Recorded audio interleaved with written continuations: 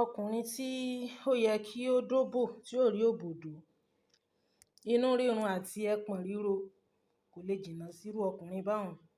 fún àwọn àkójọpọ̀ ìbéèrè tá a rí gbà. Epididymis tó jẹ́ storage site of sperm, níbi tí àtọ̀ máa ń store pamọ́ sí tó máa ń rejọ sí. Epididymis yẹn òun ló dàbí àpò ibi tí àtọ̀ máa ń wà. Tí ara ọkùnrin bá ti ń dìde, àwọn àtọ̀ yẹn á move. Ṣé ẹ mọ̀ pé travelling ni àwọn àtọ̀ yẹn máa ń go through kó tó di wípé wọ́n land sí destination wọn níbi tí wọ́n máa gbà jáde gangan. Bẹ́ẹ̀ ibi tí wọ́n wà, tí wọ́n jókòó sí, tí wọ́n relax sí, which is ibi epididymis yẹn, wọ́n á dìde, wọ́n á move láti ibẹ̀. Ìyẹn tí ara ọkùnrin bá ti ń le, tí okó rẹ̀ ti ń dìde, bóyá ó wà pẹ̀lú ìyàwó ẹ̀ tàbí ó ń gbáradì láti ní ìbálòpọ̀.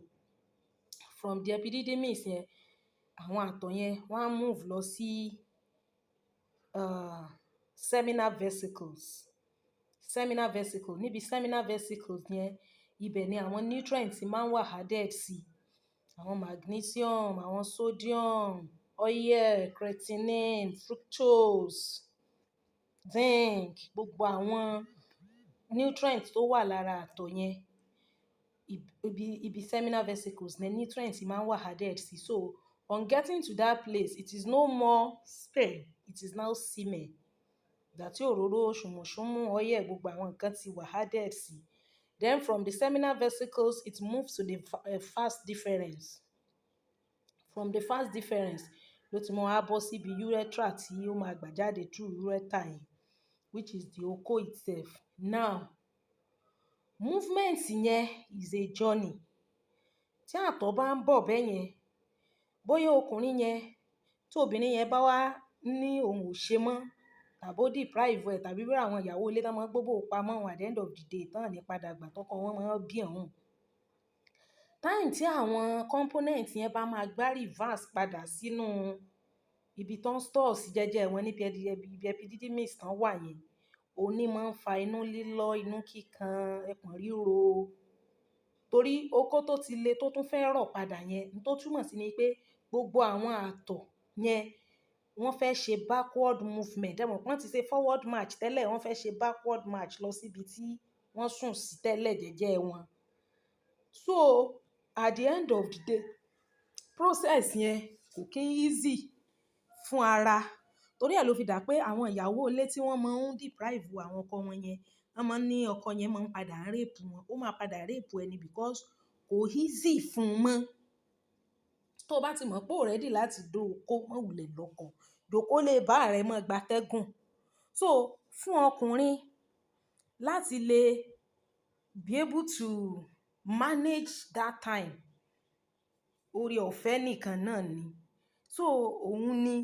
backward movement tí àwọn àtọ̀ yẹn fẹ́ gbá padà síbi tí wọ́n rọra relax tán ti sùn sí yẹn, òun ló máa ń fa stomach ache, wàhálà, disturbance fún ọkùnrin. Because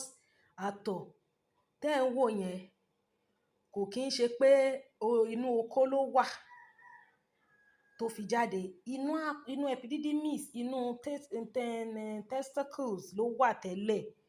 It was bí ara ṣe ń gbáradì láti ní ìbálòpọ̀ yẹn ló move tó trigger àwọn cell yẹn láti ibi tán wà. Ìrìnàjò tán dẹ̀ máa rìn bọ̀, gbogbo ibi tán máa gbà kọjá, gbogbo tán máa pass through ní some minutes yẹn, òun láti sọ yẹn. So to go back to backward movement is not easy fún ara. So ohun tó máa ń fà nìyẹn. So àwọn ọkùnrin tó máa ń ní pain, ìgbà tó jẹ́ pé gbogbo àtọ̀ tó yẹ kó jáde lára wọn, wọn kò ráyè jáde. So it's going to cause pain for them. Then ìwọ obìnrin tó bá ti mọ̀ pé nympho ni ẹ́, tó bá ti mọ̀ pé you are a nympho, dákun má fi ọkọ rẹ kalẹ̀ lẹ̀. Àwọn nymphomanians, àwọn obìnrin tó máa ń ní hyperactive sexual desire, àwọn obìnrin tó jẹ́ pé wọn lè dá dúró láì rí ọkùnrin. Àwọn obìnrin míì wà bẹ́ẹ̀ tó jẹ́ pé wọn ní grace of pé kán ti ẹ̀ dúró, they don't have that grace. Má fi ọkọ rẹ lẹ́lẹ̀, irrespective of nǹkan tó bá wù kó ṣe. Má lọ ṣàfarawé. sórí gbogbo àwọn obìnrin tó ń farawé tán ẹni lágbájá kò sí nílé kò ọkọ rẹ̀ ti lọ tàmọ̀dù ọkọ rẹ̀ ti lọ wọ́n farawé anybody tó bá ti lọ́kọ ó jẹ́ gbà fọlọ́run dúró tọkọ rẹ̀ sórí gbogbo àwọn tí wọ́n ń purọ́ tán ọ̀hún òfò ọjọ́ kejì ọjà ni o tó bá lọ́kọ rí ọ̀tọ̀ mo lè garanti ìwọ tó ọlọ́kọ rí ti pọ̀ ti gbà kan wà ní ọkọ rámọ́ gbégbèsè ayé rẹ fọlọ́run mọ̀ exercise self control rẹ lọ ṣùgbọ́n pé lo ti wá márì ló ti mọ bíi mẹ́ta mẹ́rin ló wá nígbà náà wá ọkọ tí ò nà tí ṣe pé ní ọ lára wá ló fẹ́ kúrò lọ́dọ̀ rẹ̀ má tàn rẹ̀ o kó mọ̀ lọ ṣàìjẹ́ wípé àwọn ọmọ inú rẹ ni wọ́n mọ̀ wá mọ̀ fìlòkulò lọ nígboro ayé so dúró ti ọkọ rẹ dúró tọkọ rẹ sóyè wa báwọn then a sì máa ṣe live stream lórí àwọn nymphomanians yẹn those people that have high libido women that have high libido they have hyperactive sexual desire we'll talk about them then àwọn míì tún wà tó jẹ́ pé by nature gan wọn kàn fìgbà kan dá wà rí wọn dá gbé wọn dá ṣayé rí tó bá ti mọ̀ pé because nígbà míì obìnrin mi ò kí ń mọrú nature ara rẹ̀ ó dìgbà tó bá lose nǹkan tó ní some women don't really know the kind of nature táwọn ní obìnrin mi ò mọ̀ ní ìsìn pé tóun bá kúrò ní ibi tóun wà yẹn òun ò ní lè survive alone I'm telling you àwọn míì lórí ọ̀fẹ́ tó yẹ pé bóyá nítorí wípé nǹkan tí life ti expose sí wọn láti kékeré náà to stay alone yẹn wí bẹ́ẹ̀ jọ wọ́n lójú bẹ̀wọ́ tó mọ̀ wípé láti ilé bá rẹ lọ bọ́ sílé ìwé from ilé ìwé lọ bọ́ sílé ọkọ rẹ ò fìgbà kankan dá wà dá gbọ́ bùkátà dá sùn dá gbé dá jírí tán á pariwo tán pé ọkùnrin ìwé kìíní kan wọn àdá tíwọ náà wá kó ń bẹ̀ ọ̀sẹ̀ rẹ ni o wọ́n kó ń lé ọkọ rẹ ìwọ tó bá sì ti mọ̀ wípé kì í ṣe pọ́kọ rẹ lé ọ náà tètè mọ bó ṣe reconciliation tó padà bẹ́ẹ̀ ṣóyé wa bẹ́ẹ̀ yẹn so ẹ má jẹ́ ká gbàgbé Ọ̀yọ́ model alternative therapy then gbogbo ẹ̀yin obìnrin tí ẹ máa ń gbé òbò pamọ́ náà ẹ ronú pìwàdà torí àìsàn tí ó máa dá sí ara ọkùnrin kì í ṣe àìsàn tó kéré so please try and adjust then Ọ̀yọ́ model alternative therapy fún àgbo gbogbo àwa tí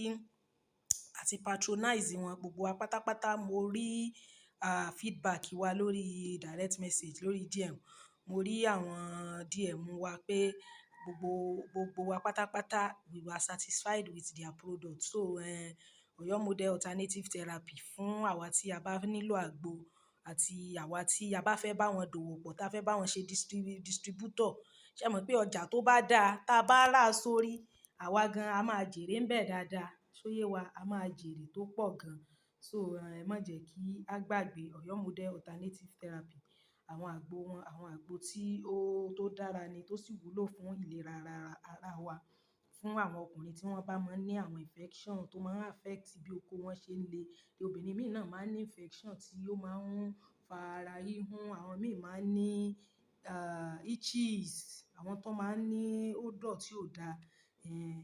ẹja kàn sí iléeṣẹ́ Ọ̀yọ́ model alternative therapy 08068220707 08068220707 ní nọ́mbà iléeṣẹ́ Ọ̀yọ́ model alternative therapy ẹ má máa ń fèsì mi mo ẹ̀sẹ̀ jí ni it is well with me ní tí ẹ fẹ́ make up gan mọ́ lẹ́nu ọjọ́ mẹ́ta ṣé mo make up náà ní tẹ́lẹ̀ èwo náà la mọ̀ it is well with us ó dáa thank you.